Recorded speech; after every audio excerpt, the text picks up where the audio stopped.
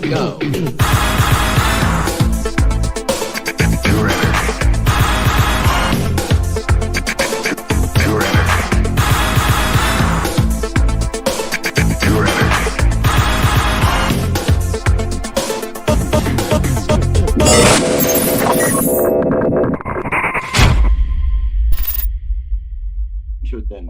Hey guys, you are watching the Groove Zones. Oh, you know what? I just realized it's no longer the sessions. Oh, that's right. This is going to be the new program. So, what did they call it? Might have to edit that in later. Yeah, I can add that in later. Okay, yeah. Thank you. Good idea. Instead of wasting all our time doing that. Hey guys, you are watching on the Groove Zone.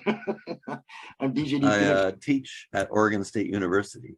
Oh, okay. I've been a professor here for 16 years. And yeah, I studied here and I got my master's and stuff. And yeah, I've been in Corvallis, I think 25 years. Really? Okay. Yeah. Quit the music business in 93. We all did. And so I moved out here to just start a new life and go to school, and it was, you know, the best thing I ever did was quit the band, but the second best thing I ever did was start with the band. So it right number one and number two, but I quit the band 4 times for, you know, as happens. And Paul is the primary impresario. You know, it's his product. We all went to high school together. Oh, okay. We're old chums, you know. Nice. And so we were all in different kinds of bands in high school, and I was into heavy metal and stuff. And really? Paul, Rob, he's a sax player, tenor sax player, and played in like kind of James Brown and funk bands and stuff like that. Okay. And so he had that kind of musical foresight kind of to be looking at what might be next, where I was just sort of trooping along with, you know, Def Leppard and Van Halen and Black Sabbath and, you know, whatever. And then Kurt, he is just kind of a greasy-haired Beatles fan who was in the theater and musical theater and stuff in high school. And we were all like ostracized in our own ways. Right. We weren't really friends, but we were like allies. Exactly. And so we were sort of castigated in the parlance of the day of being fags or whatever, you know. And of course, none of us are homosexual. We actually knew who all the homosexuals were because they were our friends. Right. And there weren't as many of them back then. I don't know why. They were all trying to pass. Yeah. Because it was too dangerous to not. So at that point in time, there was certainly nobody out in our school. Maybe a couple that you would, with a trained eye, you could see were sort of out. Right. And of course, I was sort of outlandishly, you know, like I would wear makeup. I was the first kid to have an earring, but it was kind of an androgynous rock and roll thing, you know. Right. And they weren't even ready for that, you know, even though they no doubt went to Van Halen concerts and yeah. This is like, look at it, dude. I mean, it's pretty gay. A little bit. And do you remember, because I think that might have been the same point in time. I don't know if it was the same down there, but like up here, if you wore your earring, your one ear in one ear, that meant something. And if you wore it in the other, and it was like, guys are whatever earring it was in, you were in the gay column. Exactly. Because, guys are checking out, making sure that they've got it in the right ear before they go out. It's the left ear, it's the right, whatever. But they literally had to like shut down the high school that day. It was just so, it just blew people's minds that a guy would have an ear. And the reason I got an earring is because I was a sailor on Lake Superior, and you know, sailors had earrings, which is pretty gay. But well, yeah, but, you know, from what the village people say, though, there's something about being in the Navy anyway. That's right. So, you know. It's coming to be live out of Olympia, Washington, and with me today, out of Corvallis, Oregon, I've got James Cassidy of Information Society. James, hello. Hey, how you doing, man? Nice to see you. Oh, man. So thank you so much for putting some time aside for us today. This is totally awesome.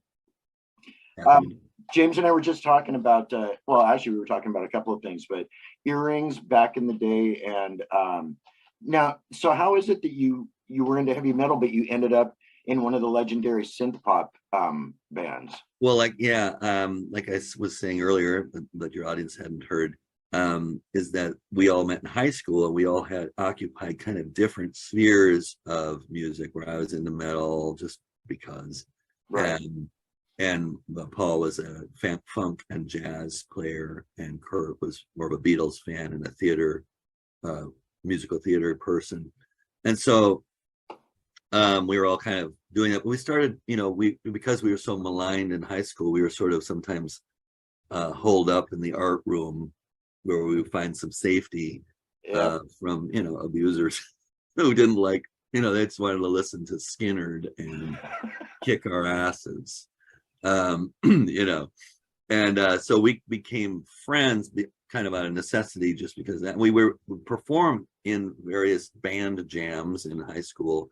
Right. And I was actually in 6 of the bands at that time. So I was kind of more of a chameleon. Okay. And so I performed in one of Paul's bands called Moon Doom.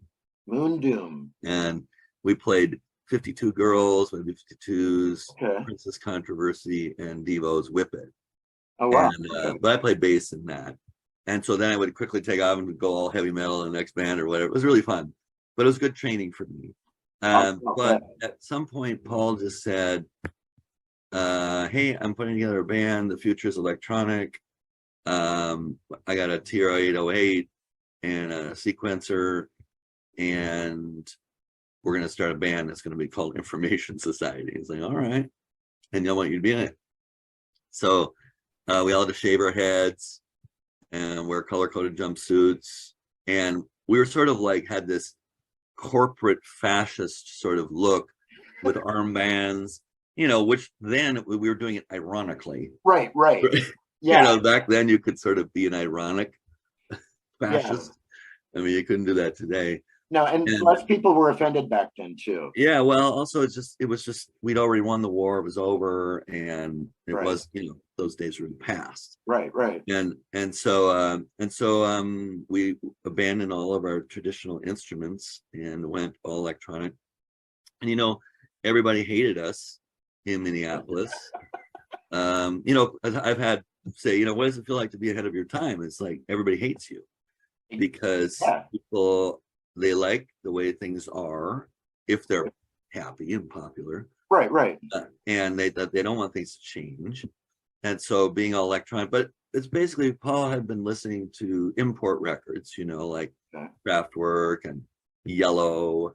And then there also in the second British invasion sort of came with like Soft Cell. And it was also, there was just those couple of songs, Yeah. It was like, they were obviously all electronic.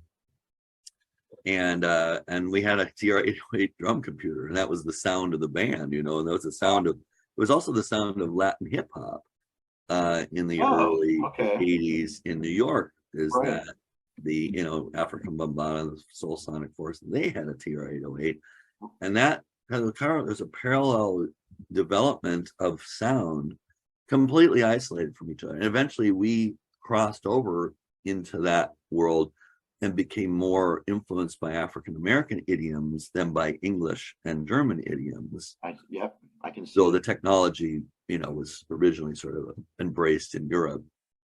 But of course, African American communities were always, embracing the future out of necessity a lot. I mean, sampling technology is records, but done digitally, I mean, DJs basically sample with turntable. Yes, we do. Yeah. I mean, not to tell you about it, but then, and so we were the first band to use sampling technology when our first record came out. So always kind of leaning forward there, but everybody hated us, like all the punk rock. We were kind of like a punk rock electronic band in Minneapolis, but with like kind of a art fag sort of overlay on it or something. And beating on junkyard parts with shaved heads and singing to vacuum cleaner hoses and being art, dressing up in plastic bags and whatever. But about 200 people in the Minneapolis area were ready for that. eventually. And so we could build up to perform for about 200 people. And actually, the gay community there embraced us very early on because they knew that people hated us too. And so, you know, we were immediately, you know, again, in the art room hiding from the violence around us. And so, so we played a big, there's a big gay street parade there on Hennepin Avenue back in the day. We performed for that and it was awesome. So we've always been attractive or had a very diverse, you know, especially back in those days, very diverse kind of audience. Well, and actually, because I think, well, at least I know most of us back in Washington were introduced to you guys through running. That was, and that's TR-808, kind of a lift of what would be called, later be called Freestyle. At the time it was called Latin hip hop. Which most people, of your listeners who maybe aren't quite as nuanced on these moments in history of the early 80s would know it as breakdance kind of sounding music that you might have heard. It's really ticky and so that was what was happening. That was pre-rap, really. It was right up at this edge, right on the inception of what we would think of as old school rap. And so we had this, we basically modeled running off of that sound, or Paul did, but kind of put a European sort of like second British invasion ballad over the top of it with actually our singer at the time was a Turkish guy who played in an electronic band called New Egypt, and they used to open for us because they were also maligned electronic band. And after we come around, and anyway, so he wrote the song too, Murat Konar. And who's now like a software engineer in, you know, Palo Alto or something. But you know, he got out at the right time, and and so anyway, so that was kind of a little bit of a science project that Paul did to try and put together these influences into one song, and it became a real big hit in the South Bronx. And so we performed shows there to exclusively Puerto Rican audiences, like thousands of people in a club called El Nido del Diablo, which was the Devil's Nest, which was a famous nightclub for 4 years there in the mid 80s. And it was just, we were like super legit in New York with that song, and it still plays in New York at nightclubs and stuff. It's like a New York song. And we came out on stage, we were like a new wave art band, and 4 white kids from Minnesota, and they just like fell down laughing. But the song was so huge that it was instantly adopted as, you know, the square new wave white kids from Minnesota who wrote this song that we all love. So there was this immediate sort of like love relationship. And so we played millions of what are called track shows on the East Coast, just insane, where you only play 3 songs and you come in with your track. And we brought live instruments though. It was just unheard of, you know. So we were like really pushing, and we had a kind of exciting show. And we would do 3 or 4 of those a night for like $2 to $5 grand cash each. And Paul Ralph had a big fanny pack just full of freaking cash. And we would like do $40,000 weekends, go home, the 4 of us, to Minneapolis, and split the money up 4 ways. It was like freaking robbing banks or something. I'll bet it felt like.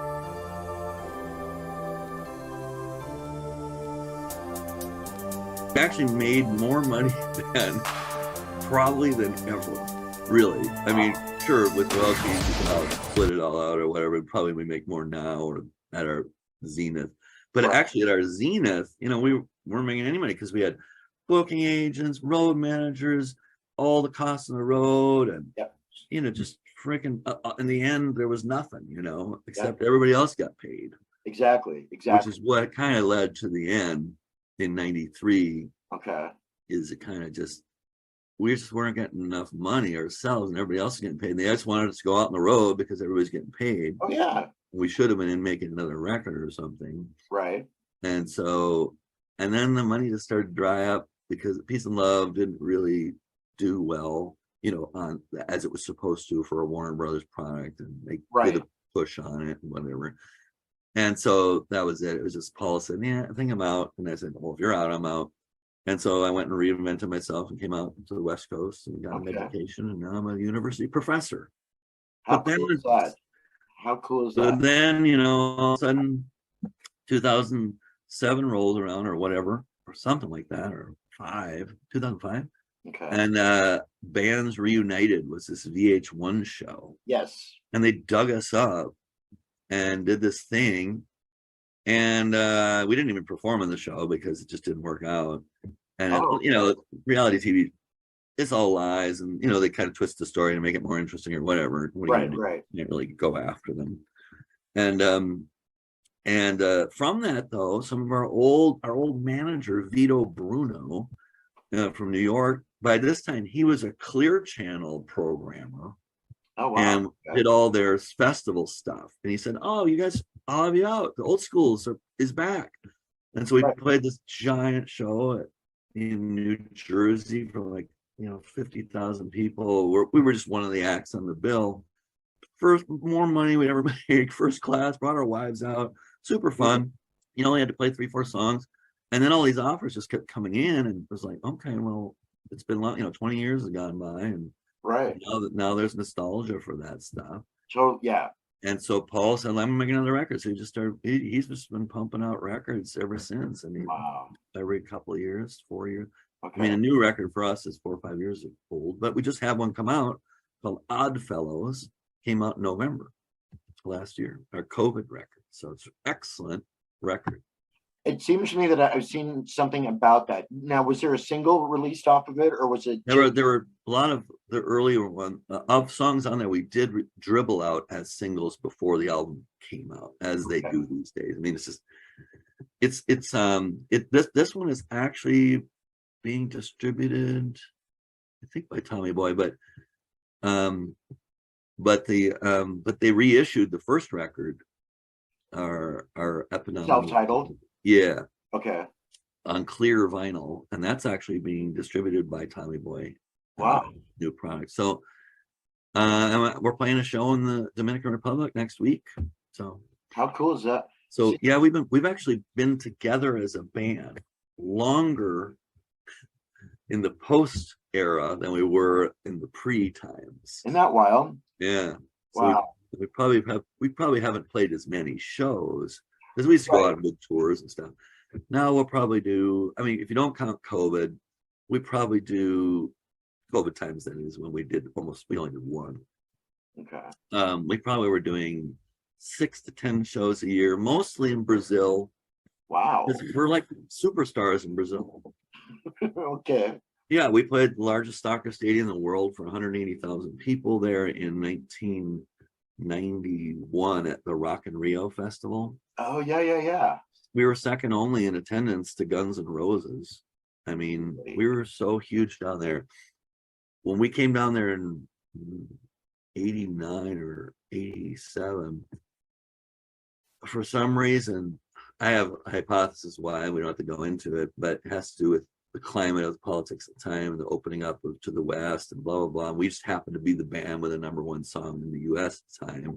Right. And so we became the look and sound of the future to this younger generation who wanted nothing to do with Brazilian music. So they were it's kind of like, they all thought we were English because, we sounded that, but we were funkier and had more syncopated rhythms. So I think we actually were more suited to the musical taste there, or whatever.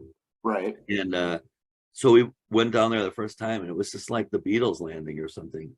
It was like thousands of people at the airport, and we all had to get separate cabs, and every radio station the guy turned to had a different information society song, and we were just like, wow, massive celebrities. We were on television shows, and we played 2 full tours of the entire country, like 29 cities. Wow. Most Brazilians have never gone, to the Northeast and everywhere. And it was super stressful time because we were not really prepared. It's a lot to ask of kind of dorky kids from Minnesota suddenly play the role of sort of superstars, and so it was really hard on the band, and so we did break up from kind of that kind of dwindled and kind of wrung us out. Right. And we were done by 92 or something like that. Okay. And but since then we've had a longer career. And I know, and that, like what you're saying, that's wild. Peace Love Incorporated came out in 92. I think so, 91 or 92. Okay. And that was the swan song. That was the last of the album. The last of the major label releases. And you said you were on Warner Brothers at that point? Yeah. Okay. Now, well, Tommy Boy had the option on the singles, blah blah blah. But yes, Warner Brothers was the principal. Okay, because Tommy Boy was the label that the first album came out on. Yes, but Warner Brothers optioned it because they had the ability to do that. So we were kind of always a Warner Brothers product with the Tommy Boy handling the singles. Okay. Oh, okay. Gotcha. Right. Well, one thing I'm glad that you brought up, because I think it's very true, which is there again, because of the fact that a lot of us were introduced to you through the club scene. Freestyle, yes, especially on that first album, there are definitely strong elements of that whole freestyle sound. And it's funny because, and I think you might have been kind of referring to this too, is that unless a person actually has a real strong knowledge of that particular genre, it kind of just slips into that like 80s dance music, which it is. Yes. But it's also this whole separate realm of freestyle artists and producers and all that. And it definitely has its own sound for sure. And there's a whole renaissance, of course, of freestyle, lots of these freestyle jams and best festivals, and even new freestyle artists, very interesting. But it kind of also spawned the whole Miami bass sound. Right. And there's all of that, and that actually that is probably maybe more familiar to people than freestyle because it's maybe a bigger genre. Right. Even though some of the freestyle classics that are out there are also mixed into some of that heavy or the Miami bass sound as well. A lot, yeah. Totally. But I think that in a way, though, I think that really kind of worked for you guys towards your advantage because of the fact that it kept you. I mean, you had even more listeners than you would have normally because you did fit into a couple of different genres. Oh, we really always never really fit into any genre in a way, and which I think was the ultimate demise is that right when Peace and Love came out, we had a video and everything was awesome, and MTV just decided to go with rap. I mean, not rap. Go with rap had already happened, but with metal. Okay. And we were like kind of in a bin of one, really. We really weren't a dance act, really. We had dance singles, right? And as a pop act, what were we? We weren't New Order because we didn't have that kind of credibility, and we were just a funny little niche of one. And I think they just realized there's not a future for a niche of 20 different niches of one. So I think that they just kind of went with something they knew. Anyway, I think that was sort of the demise of a lot, right? As they kind of went with Warrant and. Oh yeah, no doubt. But I think actually now that you say that though, that was pretty much the beginning of the downfall of MTV though too. At least as far as the classic MTV that so many of us remember. Right, which was a progressive kind of like exciting time of new stuff. Exactly. Well, there was a point in time when MTV was as cool as like Night Flight. And it was actually pretty amazing. Time. Wow. So what is on the horizon as far as the band goes these days? Anything like you said in the Dominican Republic this week? Hold on. All right. I have a visual aid. A visual aid. I got a visual aid. We got the new record. Ow! Nice. Odd Fellows on vinyl. Very cool. And you said this was released in November? Yeah, and it's not, we're not, of course we're odd, but it's also oppositional defiant disorder is probably more accurate of who we are. Wow. Okay. Kind of negative first responders, it doesn't matter what question you ask me, they'll say, well, I don't know about that. So, and that's how we communicate. It's like we have to kind of wait for each other to like think about what was asked. Anyway, so the new record came out. It's excellent. I mean, it's 30 years too late, but it's probably the best record I've ever made. It's really good. Really, really good. Very, very interesting. Beautiful sound. Anyway, super cool record. So So we're doing some shows. We're playing in the Dominican Republic on Thursday of next week. Okay. First week of the term for me, but Oh, I am going to do my first lectures on Zoom. So, okay. Okay. Cool. So I'm accommodating that. Bringing my wife down, so everybody's bringing everybody. It's super fun. It's like at a big resort it's like a preferred customers thing. So we can stay there if we want to, but I'd rather hang out in Santo Domingo or something. Right. So or something. But anyway, so we're doing that, and then we have another couple shows coming up in February. We're not going to Brazil probably until July. Okay. Yeah, so that's kind of what we're doing these days. It's nice. Gigging a little bit and putting out new music. Too cool. So yeah, we're catching up with Information Society today, guys. This is James Cassidy of the band, and if you're just tuning in, I want to say thank you very much for tuning in. You're watching okay, I'll just pause right there because I don't know what his name is yet. On the Groove Zone. There we go. Hey, speaking of which,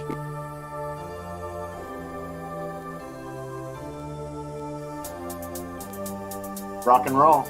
Okay. Cool. I used to live up in Seattle. When the first time I quit the band. Okay. 1983, and I took the first train out of Minneapolis. I'd never been really to the West Coast. Okay. And the first train actually went to Duluth, so we took the second train, which went to Seattle. And I had this kind of amazing, I was 20 years old. I was like, oh my God, and Seattle was just an amazing place. Still is, of course, but it was magic back then, though. Different place. It was still kind of remnant of the previous era, and even the previous era for that matter, kind of logging town. Right. And had just this, just coming out as a young person and just discovering myself and all that jazz. And so I've always wanted to get back to the Pacific Northwest. And you are, in a sense. Yeah. I mean, when I quit the band for the fourth time in '93, I decided to. This time was for real, and I didn't know what I was going to do. I was living in New York at the time, and I knew I wasn't going to stay there. And so people say, "Oh, why don't you get another band?" I'm just not interested in being in bands. I just happen to be in this band, right? And I like it, and I like the relationships.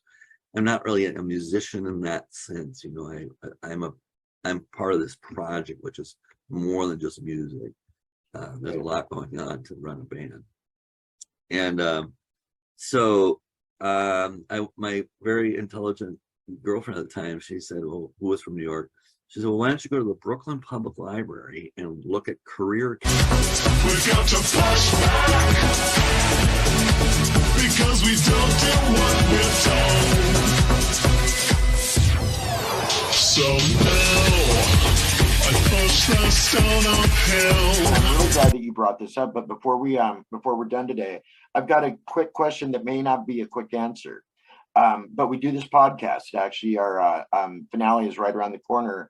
But James, I want to know, what are your views on cryptids, as far as like forest cryptids? Do you know where I'm going with this? I don't. Okay, Sasquatch. What are you talking about? Sasquatch. You spend time in the woods, so I'm just curious. What did you call cryptics? What do you call it? Cryptids. Yeah, yeah. I mean, like Sasquatch and right. Well, we here in Oregon, it's a culturally significant phenomenon, mostly in fun. Right. And it is kind of a thing here that it's been embraced for the fun aspect of that. So you'll see a lot of Bigfoot sort of in part of a lot of advertising of beer and whatever. Potato chips. Yeah, anything, you name it, right? Yeah. But my father was a believer. Okay. And when I lived in Portland, there was an amazing Bigfoot museum. Okay. That was like it was a bookstore, a fantasy bookstore. Okay. Long gone. In St. John, which is a neighborhood. Okay. And he had old cases and prints and photos, and they had their meeting there. And so I kind of like hung around it because I've always been into like these, kind of weird subcultures. Right. They're not weird, but you know what I mean, like fringe, non-mainstream sort of fringe. Yeah, absolutely. And I would just go there to browse books just to listen to them talk, old guys, and just like, talking like old guys about Bigfoot. It really was really fascinating to me. And a few years later, I went back there and the Bigfoot Museum was gone. So I talked to the bookstore. I said, what happened? Blah, blah. And they said, yeah, the guy, he had to move it. So he moved it into his mom's basement. Oh. And it just made me so sad, So I make room, for that. Oh my gosh. I wouldn't say I'm a believer. Okay. But I'm also not, I'm a trained scientist. Right. But as a trained scientist, I also know that we don't know very much. So we know a lot, but not most of it. We don't. So there's a lot going on. And people used to not believe in carbon dioxide because it was invisible. Oh yeah. And yet we breathe in and out, and oxygen, and it's really gases and elements that make up our body. People they just thought it was fire and water and air, magic. Magic. And that's science comes from that wonder, and it's what drives science, is the quest for the unknown. And the unknown requires that you dream an idea that, well, maybe it's like this.